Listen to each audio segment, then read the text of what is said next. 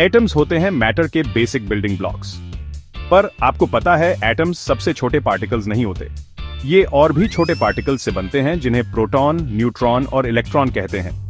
Proton positively charged होते हैं जबकि इलेक्ट्रॉन नेगेटिवली चार्ज्ड। दूसरी तरफ न्यूट्रॉन का कोई चार्ज नहीं होता, मतलब वो न्यूट्रल होते हैं। न्यूट्रॉन प्रोटॉन के साथ एटम के न्यूक्लियस में रहते हैं। न्यूक्लियस बहुत छोटा पर डेंस होता है और एटम का लगभग सारा मास यही होता है। न्यूट्रॉन एटम के मास में बहुत कंट्रीब्यूट करते हैं। न्यूट्रॉन का मास प्रोटॉन से थोड़ा ज्यादा होता है। एटम में न्यूट्रॉन की संख्या उसके आइसोटोप को डिफाइन करती है। आइसोटोप्स एक ही एलिमेंट के एटम्स होते हैं जिनमें प्रोटॉन्स की संख्या सेम होती है, लेकिन न्यूट्रॉन्स की संख्या अलग अलग। जैसे कार्बन 12 और कार्बन 14 दोनों कार्बन के आइसोटोप्स हैं। दोनों में 6 प्रोटॉन हैं, लेकिन कार्बन 12 में 6 न्यूट्रॉन हैं, जबकि कार्बन 14 में 8। न्यूट्रॉन को समझना न्यूक्लियर फिजिक्स में बहुत इंपॉर्टेंट है। ये न्यूक्लियर रिएक्शंस में वाइटल रोल प्ले करते हैं, फिशन और फ्यूजन समेत।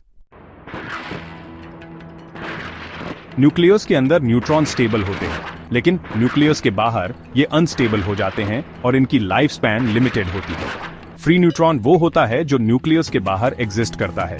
फ्री न्यूट्रॉन्स डिके होकर एक प्रोटॉन, एक इलेक्ट्रॉन और एक एंटी न्यूट्रिनो बनाते हैं। इस प्रोसेस को बेटा डिके कहते हैं। फ्री न्यूट्रॉन की हाफ लाइफ लगभग 15 मिनट होती है। इसका मतलब है कि 15 मिनट में फ्री न्यूट्रॉन्स के सैंपल का आधा डिके हो जाएगा। फ्री न्यूट्रॉन्स की इंस्टेबिलिटी के सिग्निफिकेंट इंप्लीकेशंस हैं। इसकी वजह से इन्हें न्यूक्लियर रिएक्टर्स जैसे कंट्रोल्ड एनवायरनमेंट्स के बाहर स्टडी करना और यूज करना मुश्किल होता है। न्यूट्रॉन्स न्यूक्लियर रिएक्शंस, खासकर फिशन और फ्यूजन में एसेंशियल प्लेयर्स होते हैं। फिशन मतलब एक हैवी एटॉमिक न्यूक्लियस का लाइटर न्यूक्लियई में स्प्लिट होना। फ्यूजन मतलब लाइटर न्यूक्लियई का कंबाइन होकर एक हैवियर न्यूक्लियस बनाना। न्यूक्लियर फिशन में एक न्यूट्रॉन यूरेनियम 235 जैसे हैवी न्यूक्लियस से टकराता है।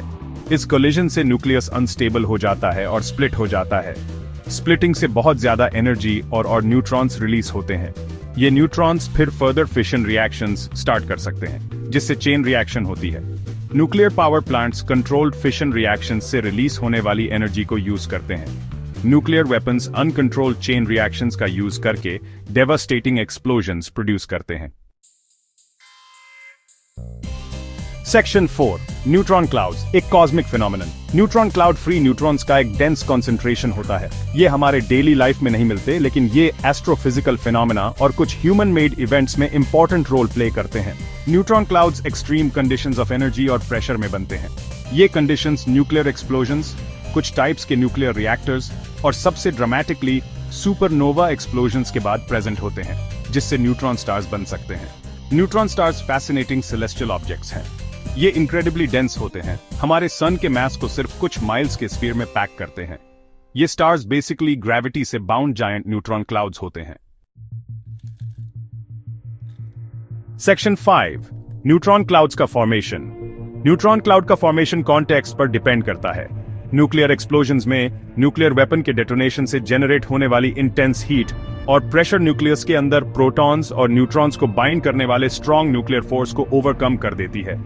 इससे बहुत सारे फ्री न्यूट्रॉन्स रिलीज होते हैं, जिससे एक ट्रांजिएंट न्यूट्रॉन क्लाउड बनता है। न्यूक्लियर रिएक्टर्स में, खासकर जो हैवी वाटर को मॉडरेटर के रूप में यूज करते हैं, फिशन प्रोसेस के दौरान सिग्निफिकेंट नंबर में फ्री न्यूट्रॉन्स प्रेजेंट होते हैं। ये न्यूट्रॉन्स रिएक्टर कोर के अंदर एक लोकलाइज्ड, लेस डेंस क्लाउड बना सकते हैं। न्यूट्रॉन स्टार्स का फॉर्मेशन शायद सबसे ड्रामेटिक एग्जाम्पल है। जब एक मैसिव स्टार अपनी लाइफ के एंड में पहुंचता है और उसका न्यूक्लियर फ्यूल खत्म हो जाता है, तो वो अपनी ग्रेविटी के नीचे कोलैप्स हो जाता है। ये कोलैप्स स्टार के कोर को इनक्रेडिबल डेंसिटीज तक कंप्रेस कर देता है, जिससे इलेक्ट्रॉन्स और प्रोटॉन्स कंबाइन होकर न्यूट्रॉन्स बनाते हैं। रिजल्ट एक न्यूट्रॉन स्टार होता है, जो बेसिकली एक जायंट स्टेबल न्यूट्रॉन क्लाउड होता है। सेक्शन 6, न्यूट्रॉन रेडिएशन के हेल्थ इंपैक्ट्स। न्यूट्रॉन रेडिएशन एक टाइप का आयोनाइजिंग रेडिएशन है। इसका मतलब है कि इसमें एटम से इलेक्ट्रॉन्स रिमूव करने और आयन्स क्रिएट करने के लिए इनफ एनर्जी होती है। हाई लेवल्स के न्यूट्रॉन रेडिएशन का एक्सपोजर ह्यूमन हेल्थ के लिए एक्सट्रीमली हार्मफुल हो सकता है।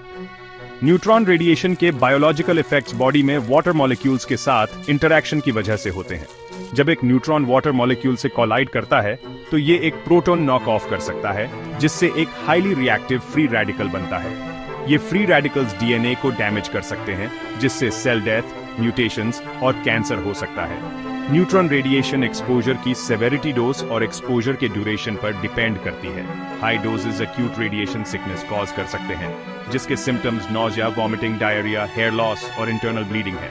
एक्सट्रीम केसेस में ये फेटल हो सकता है। लो डोसेज का न्यूट्रॉन रेडिएशन भी आगे लाइफ में कैंसर डेवलप होने का रिस्क बढ़ा सकता है। Section 7 environmental consequences. Neutron radiation के डेट्रीमेंटल एनवायरमेंटल कॉन्सिक्वेंसेज हो सकते हैं। न्यूक्लियर एक्सीडेंट्स रेयर होते हैं, लेकिन ये एनवायरमेंट में सिग्निफिकेंट अमाउंट्स में न्यूट्रॉन रेडिएशन रिलीज कर सकते हैं, जैसा चर्नोबिल और फुकुशिमा डिजास्टर्स में देखा गया। न्यूट्रॉन रेडिएशन सॉइल, वाटर और एयर को कंटेमिनेट कर सकता है। ये एनवायरमेंट में एक्सटेंडेड पीरियड्स तक परसिस्ट कर सकता है, जिससे इकोसिस्टम्स को लॉन्ग टर्म रिस्क होते हैं। हाई लेवल्स के रेडिएशन के एक्सपोजर से प्लांट्स और animals genetic mutations, reduced fertility और डेथ सफर कर सकते हैं। न्यूट्रॉन कंटेमिनेशन पूरे इकोसिस्टम्स और फूड चेन्स को डिसरप्ट कर सकता है।